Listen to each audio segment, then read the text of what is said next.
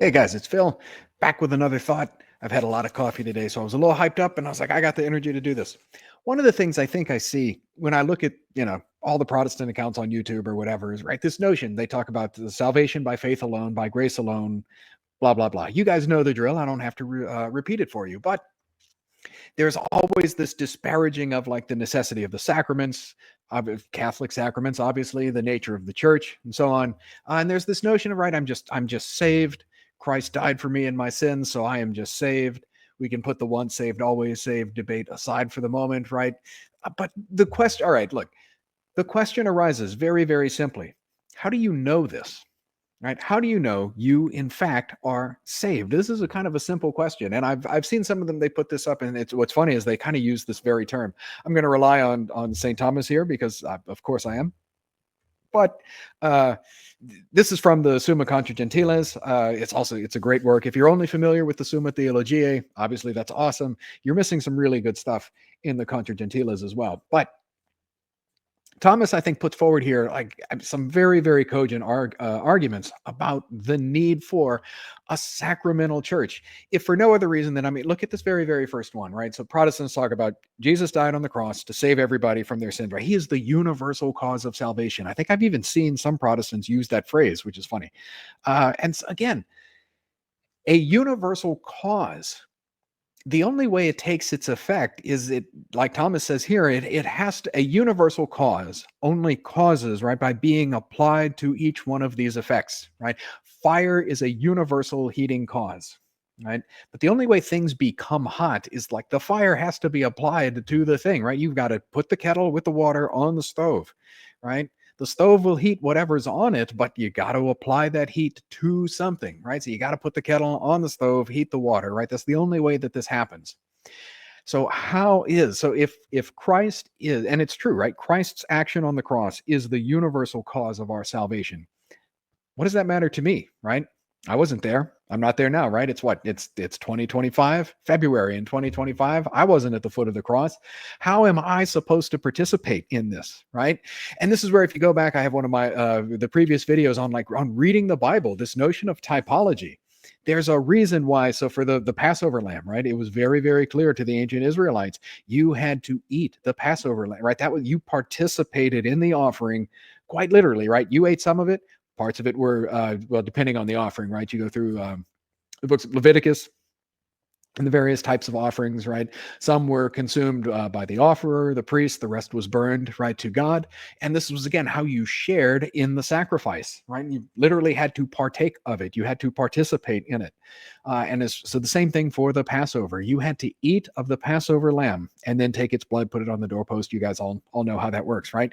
It's why, again, in favor of a literal interpretation of the Eucharist, when Christ at the Last Supper gives his body and blood to the apostles, right, is so they can participate in the sacrifice of the cross, right? The sacrifice of the new covenant, which again is going to happen the next day, right? So Christ does this at the Last Supper on Holy Thursday, the sacrifice of the cross, obviously the next day, Good Friday, so that they could share in the sacrificial offering of Christ's body and blood, and so on for the rest of us who were not there, right? Even Christ kind of says, I am with you always until the end of the age, right? Until the end of time. What does that mean? Unless, right, that we have the means with us to participate in the sacrifice of the cross, right, in such a way that the saving action of Christ is carried out throughout all of time, that people can come to participate in it.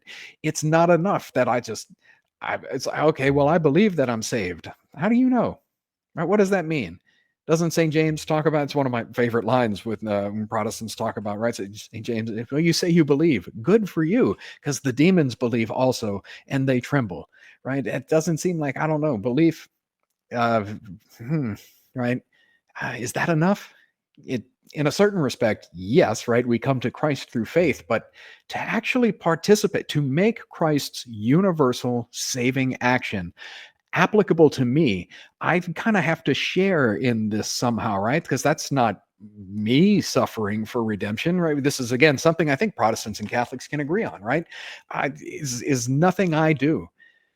nothing I do can make satisfaction for my sins. It's one of the reasons why Christ has to become incarnate and take on human nature to reconcile it back to the divine nature. Great.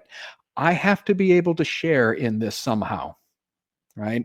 That universal cause of everybody's salvation, it has to be applied to me somehow. I have to be able to partake of it somehow. And Christ gives that to us in the sacrament of the Eucharist, right?